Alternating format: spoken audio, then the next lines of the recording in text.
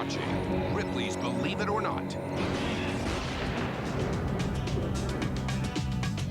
Now, these next two women are not your ordinary housekeepers. They clean up squad cars, condemned houses, and crime scenes that even hardened cops can't stomach. Teresa Borst and Stacey Haney look like they're preparing for the end of the world. They've got gloves, protective suits, even gas masks. What Teresa and Stacey are actually preparing for is the gruesome aftermath of tragedy. A bloody murder scene, or the grisly sight of an accident or suicide. These best friends are housewives and mothers who lead a normal life in the Pacific Northwest. They play with their kids, they sew, they bake for their families. But what's unusual about these two is what they do when they're not at home. Anyways, this gal called. She has a family member that committed suicide in the bathroom, and it was concealed to the bathtub. Night after night, Teresa and Stacey face the stomach-turning chore of erasing all evidence of a horrific death. From scrubbing blood-spattered walls to cleaning up bits of body tissue which are scattered around a crime scene.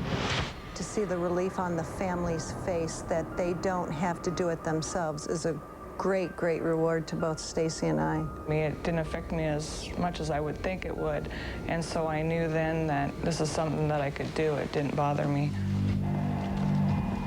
The inspiration for this unique career came in 1998 when the two homemakers took a class on crime scenes at the local police department. I nudged Stacey and I said, who do you think cleans up after this? So afterwards we went up and talked to the detective, and he said once he left the scene that it was up to the family. The two women saw an opportunity to not only start a new business, but help others at the same time. And as morbid as it sounds, they can barely keep up with all the calls they get. 85% of them are suicides, 10% are unattended deaths, 3% are homicides, and 2% are police vehicles. Slashing blood-stained mattresses, ripping up gore-splattered carpets, and digging into furniture that reeks of death is all part of the job. That's why Teresa and Stacey are fully immunized and tackle each job covered from head to toe in protective gear. We have to wash and disinfect and deodorize. We actually have to strip the house. We have to take all the carpeting out, wash down inside cupboards, dishwashers, refrigerators. The ductwork has to be cleaned throughout. We have to take out insulation underneath the flooring, sometimes the subflooring. Their ability to calmly clean up rooms that have turned the stomachs of even veteran cops surprises their husbands, Pat and Ron. When they're on the job, they kind of turn Jekyll and Hyde and become totally oblivious to it. She's squirmish at home, very squirmish at home. You see a spider, and she'll take off running until you get rid of it.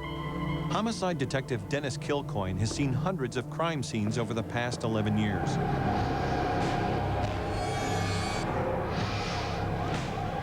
He knows firsthand how valuable a service like this is, especially for grieving families. After everything's been removed, the last thing I'm sure the families want to deal with, or the landlord in a lot of cases, is to go in and clean up, blood-soaked carpeting, bedding, furniture, walls, ceilings. And with every trace of the horrible memory erased, We left it. the renovation can begin. When a job's all over and done with, we feel so satisfied, but the great reward comes in when we get our photo documentation back, because that's when we can see this is what it looked like before, this is what it looks like afterwards. Wow, what a great job done. The family's going to be really happy.